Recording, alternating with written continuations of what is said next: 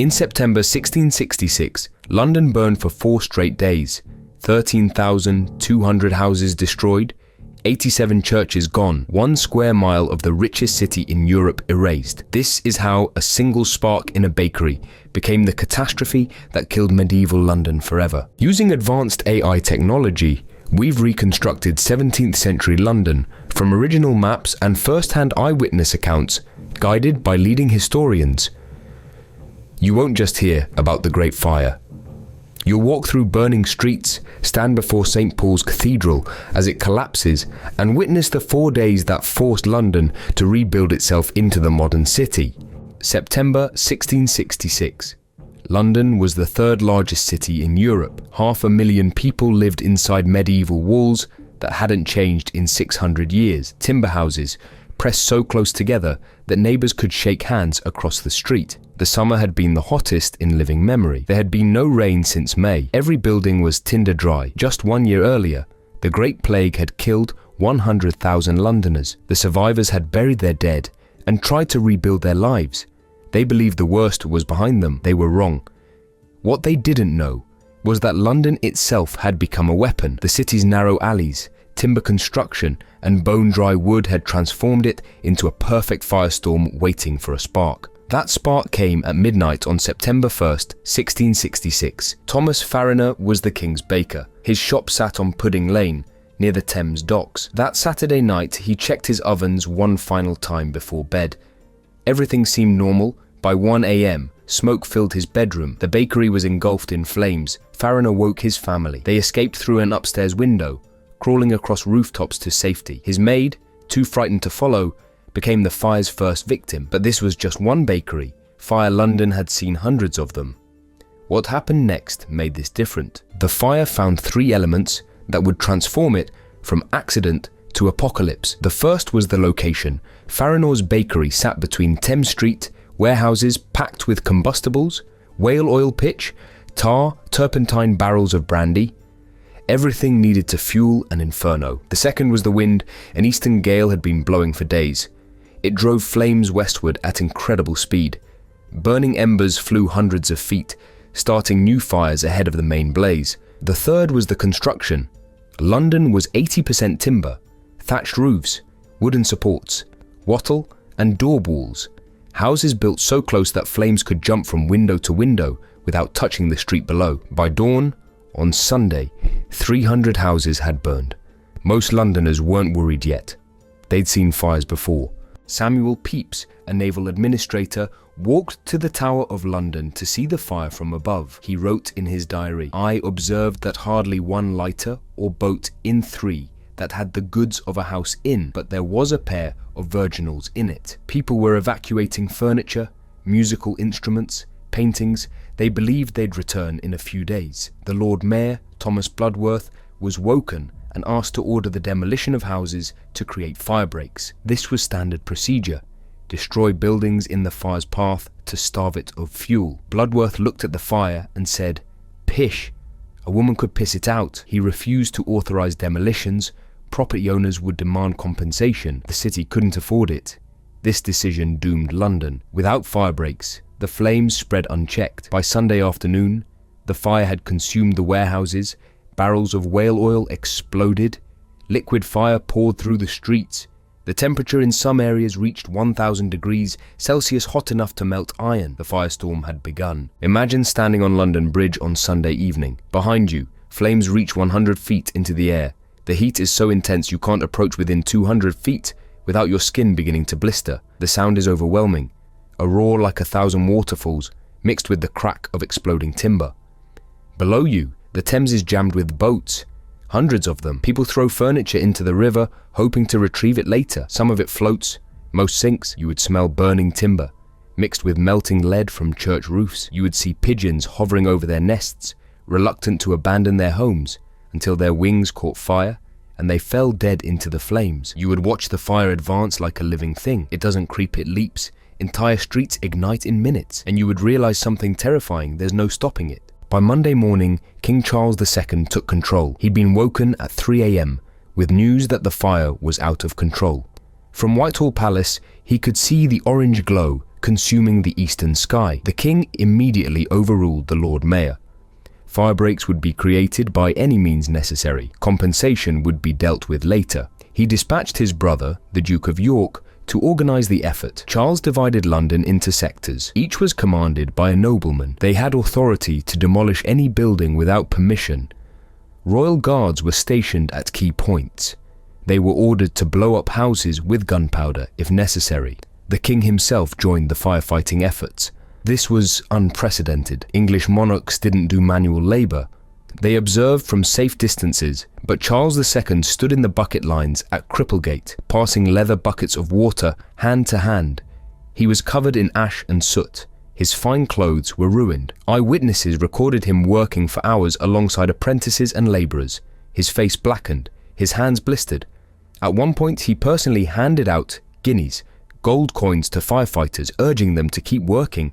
He promised anyone who saved a building would be rewarded. It made no difference. The fire was moving faster than the demolition crews could work. By the time they destroyed a row of houses to create a firebreak, the flames had already jumped 3 streets ahead. The wind was the real enemy.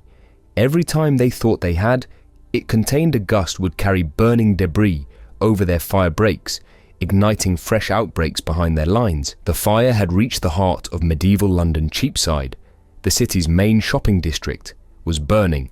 The Royal Exchange, where merchants traded goods from around the world, collapsed in flames at 2 p.m. Monday, goldsmiths' shops melted, entire fortunes liquefied and ran into the gutters like rivers of silver and gold. Samuel Pepys watched people trying to rescue their wealth. He wrote, "I saw gold melted and running down the streets in streams." The fire was consuming London's wealth as efficiently as it consumed London's buildings, and it was headed towards something that Londoners believed was indestructible. St. Paul's Cathedral had stood for 600 years. It was massive, longer than a football field, with walls 10 feet thick of solid stone. The structure had survived everything. Wars, riot storms. Londoners called it eternal. It should have been fireproof, but the roof wasn't stone. It was lead supported by ancient timber beams. In the days before the fire reached it, booksellers and wealthy families moved their most precious possessions inside. They believed stone walls would protect them. The cathedral became a warehouse. Thousands of books packed the interior. Paper leather bindings, wooden shelves, furniture, paintings, documents. The cathedral also housed scaffolding. St. Paul's had been undergoing repairs for years. Wooden platforms surrounded the building. Timber supports ran through the interior. Monday evening, the fire reached Paternoster Row, the street of booksellers, directly adjacent to St. Paul's. The scaffolding caught. First, flames climbed the wooden supports like ladders, reaching the roof within minutes. The lead began to melt at 327 degrees Celsius. It didn't happen all at once. It started as a trickle, then became streams, then waterfalls of molten metal pouring down the cathedral's walls. Witnesses described it as silver rain in the firelight. It looked beautiful until you realized what it meant. Inside the cathedral, the temperature climbed rapidly. The books didn't just burn, they exploded.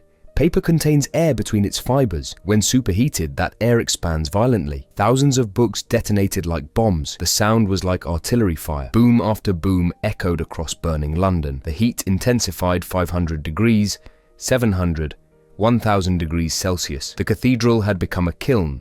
Stone cannot burn, but it can crack when heated unevenly. The outer walls stayed relatively cool. While the interior reached furnace temperatures, the thermal stress was catastrophic. At approximately 8 p.m., the first pillar failed.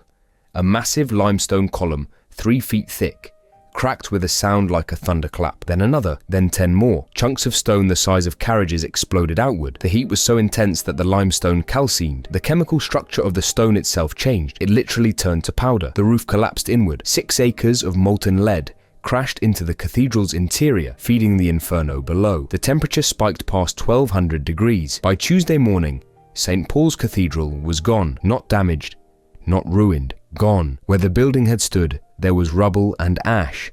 The walls had collapsed. The pillars had shattered. The stones had calcined. In places, the ground was covered with a layer of powdered limestone 2 feet thick. John Evelyn, who inspected the ruins days later, wrote, "The stones of St. Paul's flew like grenadoes, the lead melting down the streets in a stream, and the very pavements glowing with fiery redness. Londoners, watching from across the river, wept openly. If St. Paul's could fall, nothing was safe. The cathedral had been the spiritual heart of London for 6 centuries. Now it was powder and molten metal. The medieval world was ending, and London was burning with it. Tuesday was the worst day. The wind intensified. The fire created its own weather system. Convection currents sucked in air at ground level and expelled burning debris hundreds of feet into the sky. The fire was now jumping entire neighborhoods. Ember storms started fires half a mile ahead of the main blaze. Firefighters would control one section, only to find 3 new fires burning behind them. The heat was apocalyptic. Eyewitnesses reported that the stones in the streets were red hot. Walking barefoot would have meant instant 3rd-degree burns. Metal gates glowed cherry red. The Thames itself steamed.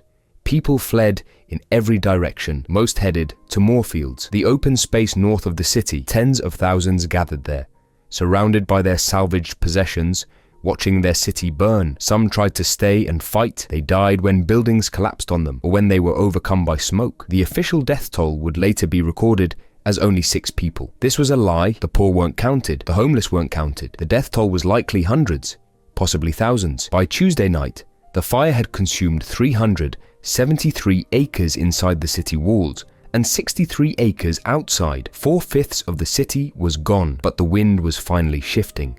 Wednesday morning, September 5th, the wind dropped from gale force to a stiff breeze. The firestorm began to collapse. Demolition crews had finally created effective fire breaks in the north and east. They destroyed entire streets. Hundreds of buildings sacrificed to save thousands. The fire ran into these empty zones and stopped. In some areas, gunpowder demolitions had worked. The Tower of London, London's fortress and armory, was saved when soldiers blew up all the buildings within 100 yards of it. The fire had nowhere to jump. By Wednesday evening, the main fire was contained. Small blazes still burned in cellars and ruins, but the advance had stopped. Thursday, September 6th. The fire was out 4 days after it started in Thomas Farynor's bakery. The Great Fire of London died. Not because of rain. There was still no rain. The sky stayed clear and blue. Not because London had won. The fire died because it had consumed everything burnable in its path. There was nothing left to burn. The smoke cleared slowly, revealing a landscape that no longer resembled a city. It looked like a battlefield after an artillery bombardment. Entire neighborhoods had been reduced to rubble. Streets had disappeared. The stones were so damaged that you couldn't tell where roads had been. In places, the ground was still too hot to walk on. It would stay hot for months. In December, 3 months later, people reported that the ruins were still too hot to touch. London had become an ash field. 13,200 houses destroyed, 87 churches burned to their foundations, 44 livery company halls gone, the Royal Exchange, the Custom House, Bridewell Palace, 3 gates of the city wall, the Guildhall.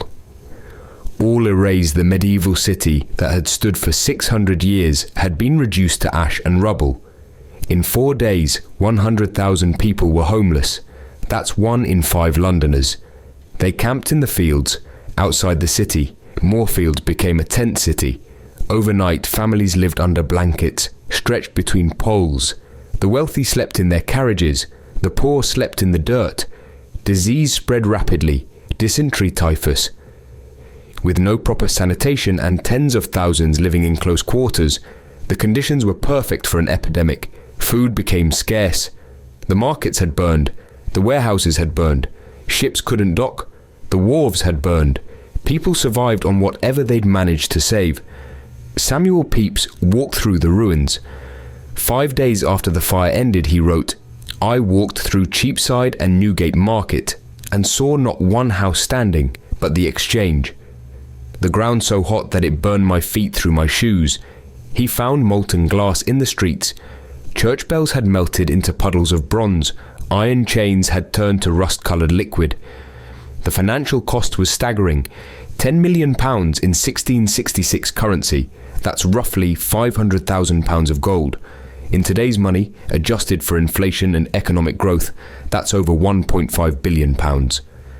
London's economy, already devastated by the plague the previous year, was in ruins.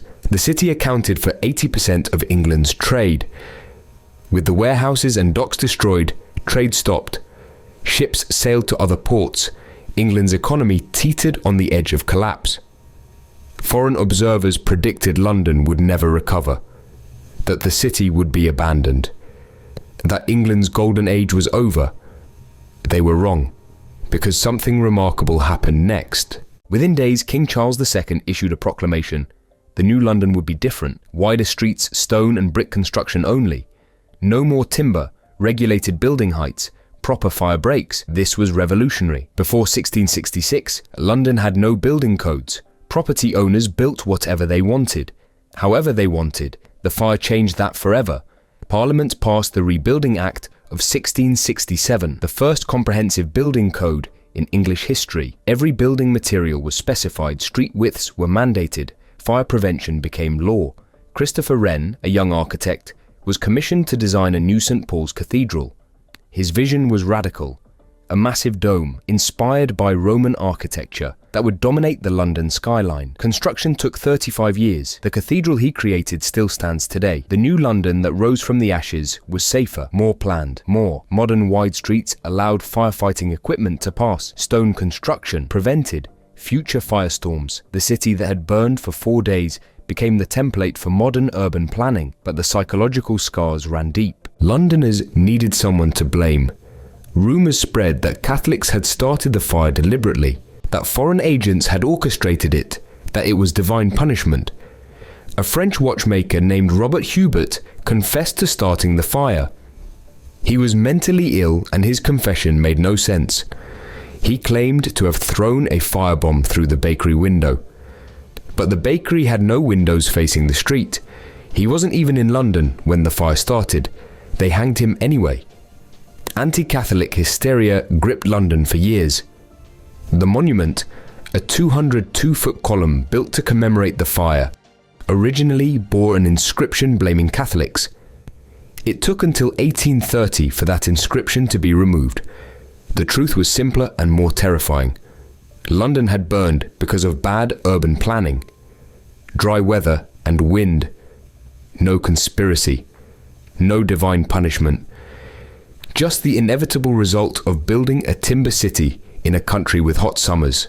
Today, when you walk through London, you're walking through the answer to a question the Great Fire asked. What kind of city do we want to be? Every brick building exists because of September 1666. Every building code, every fire regulation, every wide street, they all trace back to 4 days of fire. St. Paul's Cathedral, with its iconic dome, defines the London skyline, because Christopher Wren reimagined what a cathedral could be. After fire destroyed the medieval version, the monument still stands on Pudding Lane, 202 feet tall, exactly the distance from its base to where Thomas Farynor's bakery once stood. September 1666 taught humanity a lesson. Cities must be designed, not just built. Fire prevention must be engineered into every structure.